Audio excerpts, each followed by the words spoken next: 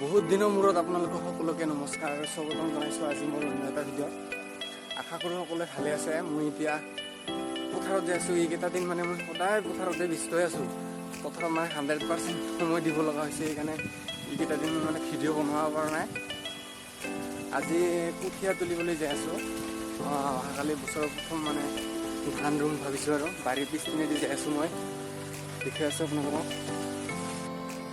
এই এনেকৈ বাৰীৰ পিছপিনেদি যাই আছোঁ। এটা খানা থৈ দিছোঁ এই নামিবৰ কাৰণে, এই গছটোত ধৰি কিনে নামো।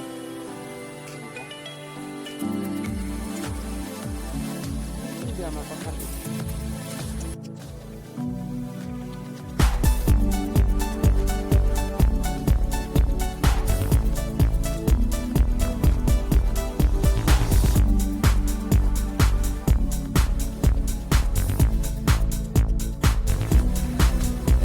গছটো যে দেখিছে আপোনালোকে, এই গছটোৰ সিদি এনেকৈ আহিলোঁ মই বিধানটোলৈ। আৰু এই বিধানটো মোৰ 1 মাহ 5 দিন 10 দিনমান হ'ল আৰু এনেকৈ হ'ল। 1 মাহৰ পিছত তুলিব পৰা হয় এই বিধান। মোৰ এইটো আইজং বিধান হয়। আৰু সেইফালে অলপ শ্ৰীলংকা বিধান পেলাইছোঁ।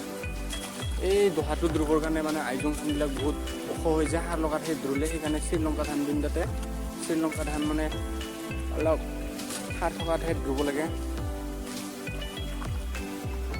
আজি বছৰৰ প্ৰথম বিধান তুলিছোঁ, গতিকে ভিডিঅ' এটা বনাম বুলি ভাবিলোঁ। আৰু বহুত দিন ভিডিঅ' দিয়া নাই আপোনালোকক, সেইকাৰণে ভিডিঅ' দিম বুলি ভাবিছোঁ।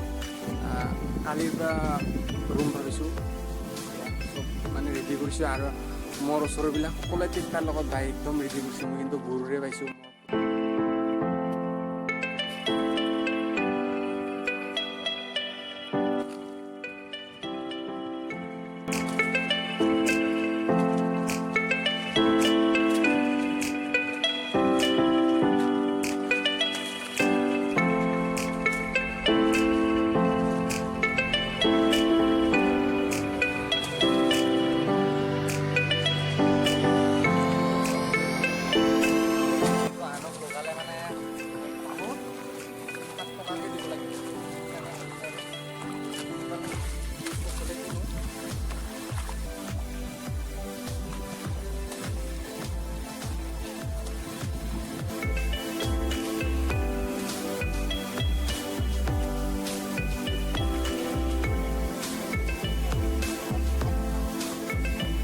সেয়া এইখিনি তুলিলোঁ, 31 বাহু তুলিলোঁ মই।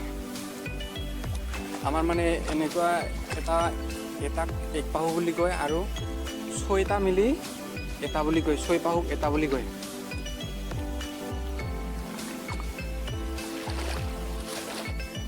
ঘৰত যাই আছোঁ এতিয়া, আৰু ভিডিঅ'টো বৰ বেছি দীঘলীয়া নকৰিলোঁ আজি, এইখিনিতে সমাপ্ত কৰিলোঁ।